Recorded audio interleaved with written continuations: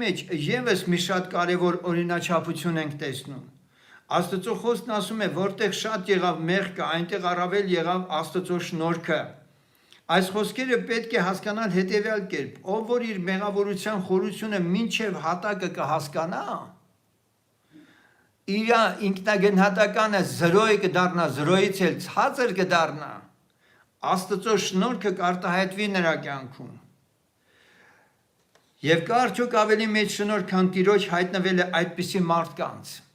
Եվ սա է, որ ով մեղքի խորը գիտակցում ունի, Աստված իր անձը հայտնի է անում իրեն,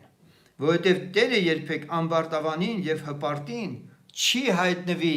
եւ նրան ոչինչ էլ չի ասի։ Այս կանայք առավոտ կանուխ դեռ լույսը չբացված որոնում էին Քրիստոսին։ Արաքած 8:17-ն ասում է. ես ինձ սիրողներին կսիրեմ եւ ինձ կանուխ որոնողները կգտնեմ։